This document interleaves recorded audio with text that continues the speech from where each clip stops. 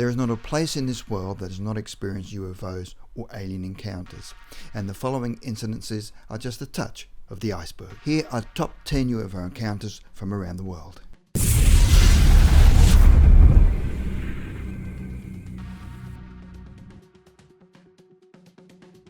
Number 10, Wales, 1977, Dyfed. In 1977, there were a number of UFO sightings around Dyfed, southwest Wales.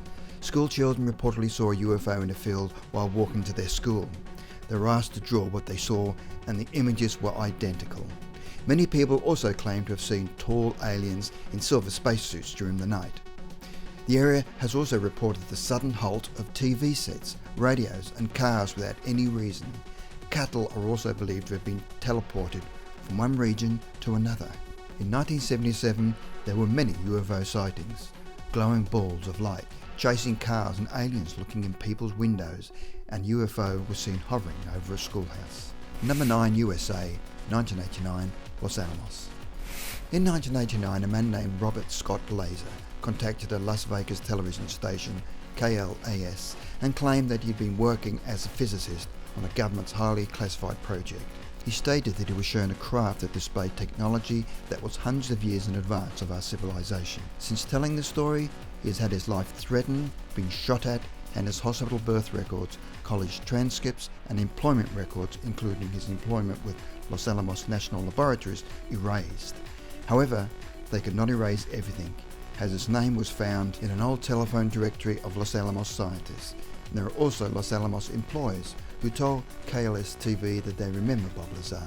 Bob Lazar worked at Los Alamos between December 1988 and April 1989, and during this period would have had admission to very private information, seeing documents and autopsy reports of alien corpses. The main purpose of his work was to reverse engineer alien flying saucers.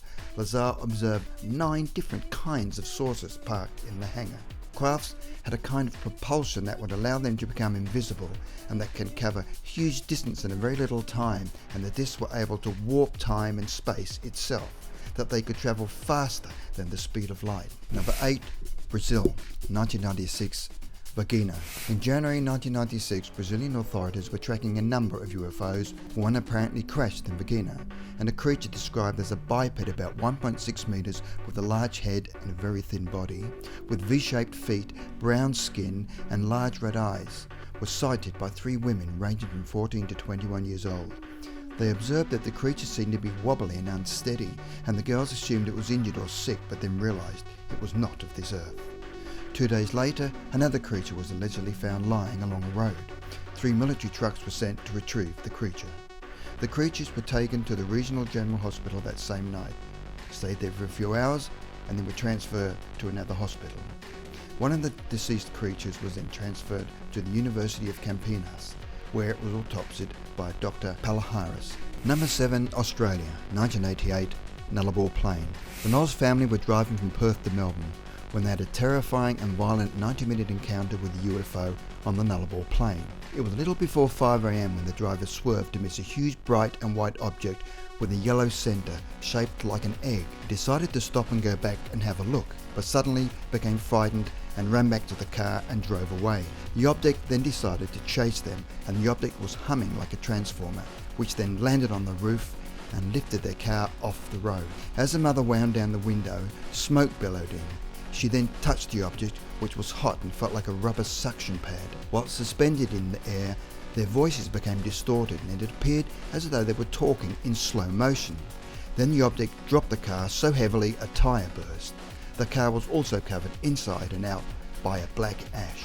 The family then stopped the car and ran behind some bushes. After 30 minutes, they replaced the burst tyre and drove to a roadhouse, where a truck driver said he had also witnessed the bright light in his rear vision mirror. Number 6, England, 1987, Ilkley Moor. On the morning of Tuesday, the 1st of December 1987, an off-duty policeman by the name of Philip Spencer set off across Ilkley Moor in Yorkshire. His purpose was to photograph lightning effects on the moor in the fog. After some time walking, and shortly after the mists had lifted, Spencer spotted an alien-looking creature next to some boulders and took his picture.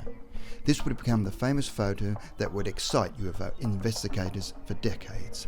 The creature was approximately 4 foot tall with greenish grey skin, large hands and feet with only 2 extended toes. He followed the alien and saw a saucer-shaped craft with a dome on top take off from a nearby indentation in the landscape. On his way home he noticed his compass had reversed its polarity and that an hour of the day had vanished. Later, under hypnosis, Spencer would recall that he had been abducted and subjected to a medical examination and then made to watch 2 films. The first film depicted natural disasters and the effects of human pollution. The contents of the second film are a mystery, and Spencer has refused to discuss what he saw. The fact that Spencer was a policeman and therefore an expert witness has added credibility to the incident. Number 5. Africa, 1994, Zimbabwe. On September the 16th, 1994, 62 children witnessed a UFO touchdown on the playground of Ariel School in Rua, Zimbabwe. Children aged from 5 to 12 years old described and drew a fleet of alien UFOs, one that landed near their school playground.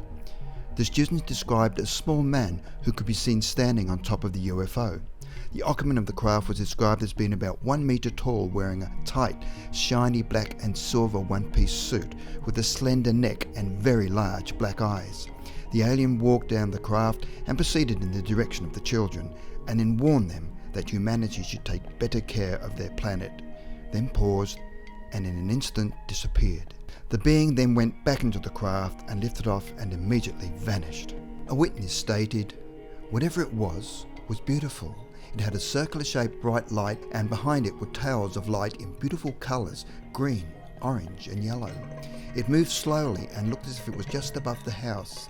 The amazing thing is that it moved absolutely silently." Number 4. France, 1965, Valensole. A farmer named Maurice Massé claimed what he thought were 2 children standing in his field. As Massé approached the children, he noticed an unusual object close by. Now with a much closer view, he found they were strange-looking beings. Massé described them as having large, bald heads, pasty faces and huge slanted eyes that stared out at him. He also related they were wearing coveralls of some sort, and one of them was holding a tube-like device, standing by an odd-looking craft. Massé stated that as he approached the object, he was hit by some sort of ray, which disabled him for some time. When he awoke, he saw the object flying off into the sky. According to the farmer, he was not able to grow anything in the area of the incident for years to come. Number 3, Russia, 1990, Moscow. 43-year-old Nazada Gavrilova was late, so decided to walk home on a road that ran through a pine forest. Suddenly she saw a strange figure of a very tall woman in a black dress down to her ankles. Her height was more than 2.5 meters. She had protruding forehead, huge slanted eyes and blue in colour, lacking eyebrows or eyelashes. Colour of her eyes was of a pure blue, shiny like mother of pearl. Her face was pale, triangular in shape and sharply narrowed at the bottom, ending in a small pointy chin. She had very long arms. On the chest area, the alien woman had a circle of light resembling a flat bulb. The alien woman began to speak in a strange feminine but squeaky voice. The alien repeated 3 times, "Come with me."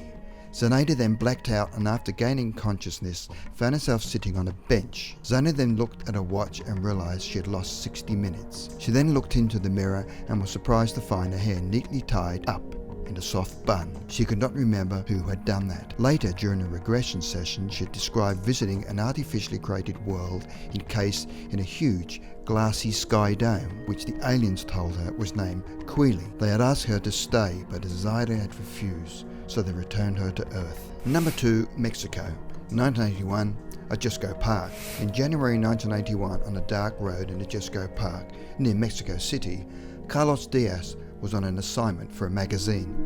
It was a misty morning when suddenly his attention was drawn to what he first thought was a forest fire down in the valley below. When he took a closer look, he could see it was an orange, oval-shaped large UFO, and it was hovering about 30 meters in front of his car. Carlos, with his camera, managed to get a few shots of the UFO.